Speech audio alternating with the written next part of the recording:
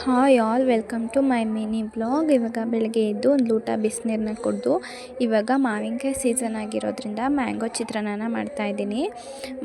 ಮಾವಿನಕಾಯಿ ಚಿತ್ರಾನ್ನ ಮಾಡೋದಕ್ಕೆ ಮಾಮೂಲಿ ಕಡಲೆಬೇಳೆ, ಕಡಲೆ ಬೀಜ, ಉದ್ದಿನಬೇಳೆ ಹಾಕಿ ಮೆಣಸಿನ್ಕಾಯಿ, ಈರುಳ್ಳಿ ಹಾಕಿ ಕಲರ್ ಚೇಂಜ್ ಆಗೋವರೆಗೆ ಫ್ರೈ ಮಾಡ್ಕೊಳ್ಳೋಣ. ಹಾಗೆ ಕರ್ಬೇವಿನ ಸೊಪ್ಪನ್ನ ಹಾಕಿ ಈರುಳ್ಳಿ ಕಲರ್ ಚೇಂಜ್ ಆದಮೇಲೆ ಅದಕ್ಕೆ ಇವಾಗ ನಾನು ಟೊಮೊಟೊನ ಹಾಕ್ತಾಯಿದ್ದೀನಿ. ಇದು ಆಪ್ಷನಲ್, ಬೇಕಂದರೆ ಹಾಕ್ಕೋಬೋದು, ಇಲ್ಲಾಂದರೆ ಸ್ಕಿಪ್ ಮಾಡಿ.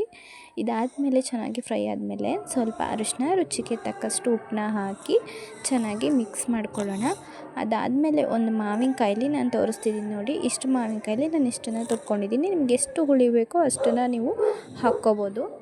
ಮಾವಿನಕಾಯಿ ತುರಿನ ಹಾಕಿ ಮಿಕ್ಸ್ ಮಾಡಿಕೊಂಡು ಕೊನೆಯಲ್ಲಿ ಕೊತ್ತಂಬರಿ ಸೊಪ್ಪನ್ನ ಹಾಕಿ ಮಿಕ್ಸ್ ಮಾಡಿ ಅನ್ನಕ್ಕೆ ಮಿಕ್ಸ್ ಮಾಡಿದರೆ ಮ್ಯಾಂಗೋ ಚಿತ್ರಾನ್ನ ರೆಡಿನೇ ಆಗೋಯಿತು. ಹಾಗೆ ಸಂಜೆ ಸ್ನ್ಯಾಕ್ಸ್ಗೆ ಅಂತ ಡ್ರೈ ಗೋಬಿನೂ ಸಹ ಮಾಡಿದ್ದೆ. ಇದಕ್ಕೆ ನಾನು ಯಾವುದೇ ರೀತಿ ಫುಡ್ ಕಲರ್ ಸಹ ಆ್ಯಡ್ ಮಾಡಿಲ್ಲ.